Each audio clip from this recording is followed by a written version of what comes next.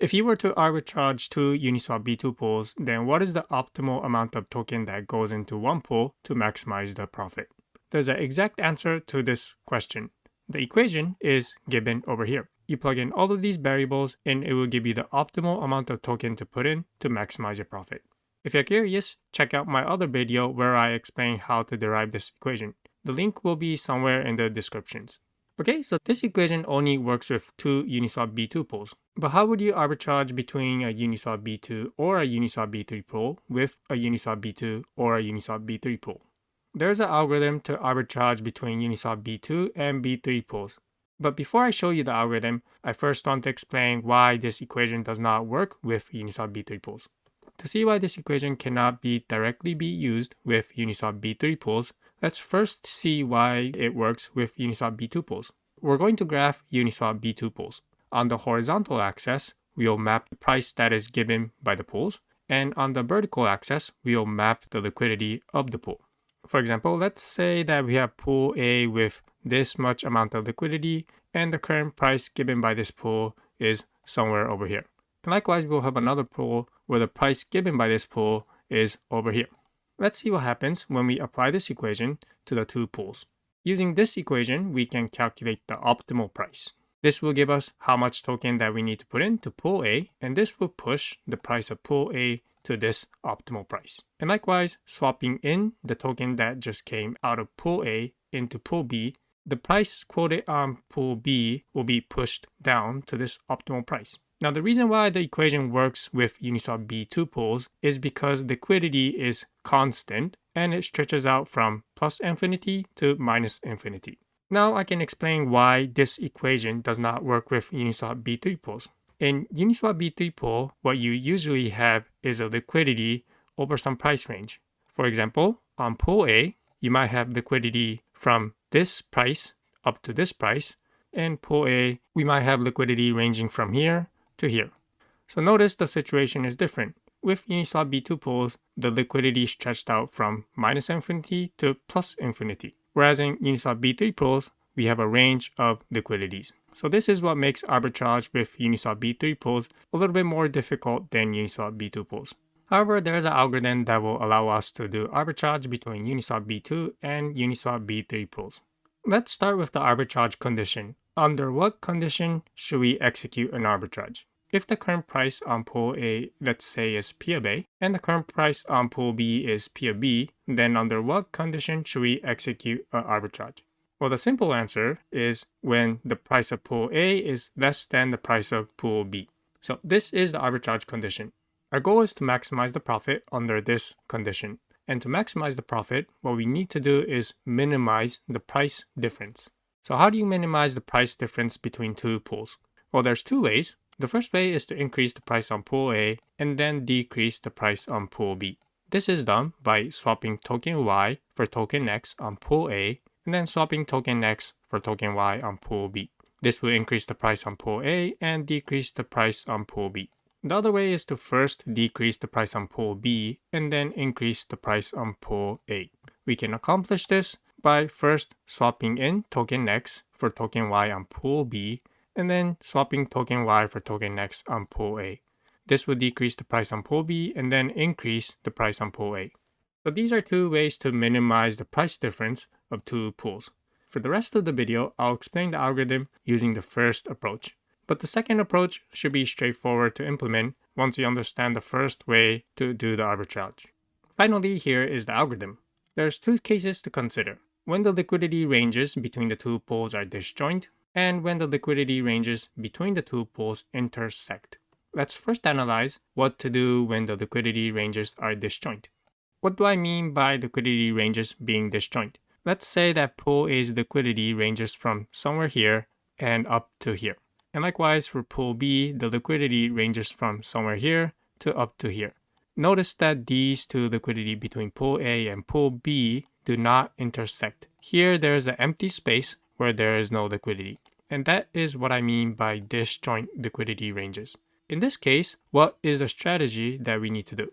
In simple terms, what we need to do is drain one of the liquidity from one of the pools. So it's either we do some kind of swap to push the price of pool A all the way up to the upper tick. I label this as PA of high since this is the higher tick. Or we push the price of pool B down to the lower tick range of pool B. I label this as PB low. So which one should you swap first? Should you swap pool A to push the price up to PA high? Or should you swap on pool B first to push the current price on pool B down to PB low?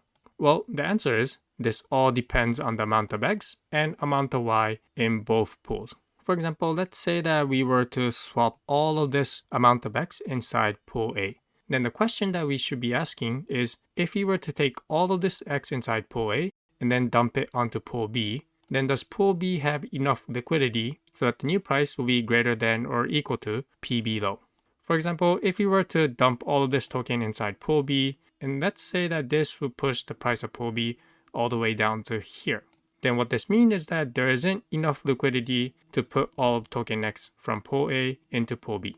So this is what I mean when I said that either swap to PA high or PB low depends on the amount of token X and amount of Y in both pools.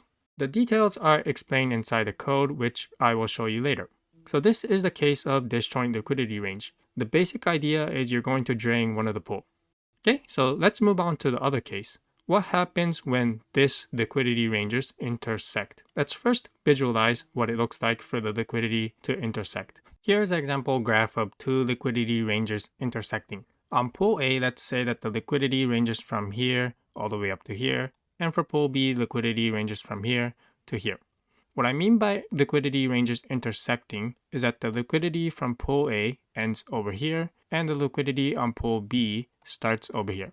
There is an overlap, an intersection where the two liquidities meet. So under this condition, then what strategy should we do to execute the arbitrage? The answer is we should swap to the optimal price. We'll use the equation from Uniswap V2 pools to calculate the optimal price. And let's say that this optimal price is somewhere here. So now you might be asking, the equation for the optimal prices only applies to two Uniswap V2 pools.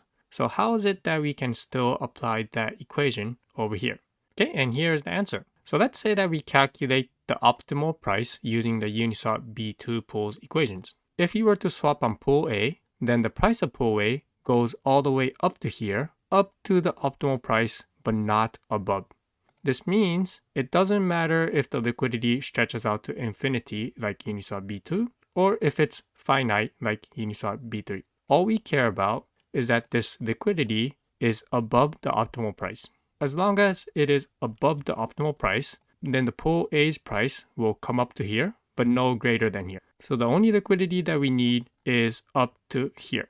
So that is why it doesn't matter if the liquidity is here or to infinity. And for the same reasoning, we don't need liquidity of pool B to stretch out to minus infinity like a Uniswap V2 pool. If you were to do a swap, the pool B's price will decrease up to the optimal price, but it doesn't go any further. So the liquidity that is needed here is up to the optimal price, and it doesn't matter if you have liquidity below the optimal price. So that is the explanation why we can use the optimal price equation from Uniswap V2 pools in this situation. When we do a swap here, pool A's price will be increased to the optimal price, and the pool B's price will be decreased to the optimal price. So that's the basic idea. But now we need to consider the edge case. What happens if we calculate the optimal price and it turns out to be above the liquidity for pool A or below the liquidity for pool B? Let's start with the first case. If the optimal price that we calculate is above the pool A's liquidity, then what should we do? Well, then what we should do is try to swap so that pool A's price will come up all the way to here. And why does this work? Well, consider that if we have liquidity up to here, then what this means is that pool A's price will go all the way to the optimal price and pool B's price will come up to here, but not below. Okay? How about if the liquidity on pool A is less than the optimal price? Then we can increase the price up to here. And since the amount of token X that we took out from pool A is less than the amount that we can take out up to the optimal price, we can conclude that the pool B's price will decrease, but it's not gonna hit the optimal price. Since the only condition for it to decrease to the optimal price is for us to swap pool A up to the optimal price. And for a similar reason, let's say that the optimal price is below the liquidity of pool B. Then what we should do is swap until pool B's price reaches here. And let's now see what happens to pool A's price. If we had enough liquidity in pool B to swap until the optimal price, then pool A's price will increase up to the optimal price. However, since we have less in pool B, this means that pool A's price will be less than the optimal price as well. Okay, so these are the two strategies that we will execute to arbitrage between Uniswap V2 and V3 pools. Now, let's move on to the code. Okay, here's the code in Python. The function that calculates the optimal amount of tokens to put inside pool A is called calc_dya. Basically, it runs a while loop, executing swaps depending whether the liquidity ranges are disjoint or intersect until the two prices of the pool are equal or if swapping results in negative profit. If you wanted to try out this function, there's a Python notebook where we can execute that function with random data and also with real data. Here, I'll show you both. So the first one is with real data of the two pools. Execute it and you can see a graph. The blue line represents the liquidity of pool A and the orange line represents the liquidity of pool B. This light blue line represents the tick of pool A before the swap, and the pink line represents the tick of pool B before the swap. The green line represents the tick of pool A after the swap, and the purple line represents the tick of pool B after the swap. You'll notice that the tick for pool A went from here to here, and the tick for pool B went from here, decrease to here. So this is a simulation with real data, and now here's a simulation with some random data. Feel free to play around with this Python code. And for the final part of the video, I want to show you integration with Solidity contracts. What we're going to do is inside our Foundry test, we're going to execute this Python code that will calculate the amount of token to put inside pool A. Here's a Foundry test script that will simulate an arbitrage between Uniswap V3 pools. How this script works is it's going to first fetch live data from Uniswap V3 pools. Then it's going to store it into a file. Once that's done, it's going to execute a Python file that's going to read those files that was just saved, do some calculation, and then return the result. And then the result will be used to simulate a swap. So that's how it works. To execute this script, I'm going to copy this command. And then inside my terminal, I'll paste this and then execute it. Okay, and here is the results. Let's look at the logs. Now, before the test is executed, I swapped on pool A so that the price difference between pool A and pool B will be large enough to show you this demo.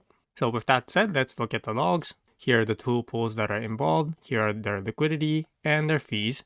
And you can see here that the JSON file for pool A and pool B are saved to here. So once these files are saved, next the Python script is going to read the data from here and then calculate the optimal amount of token in to put into pool A. The optimal amount is this number over here.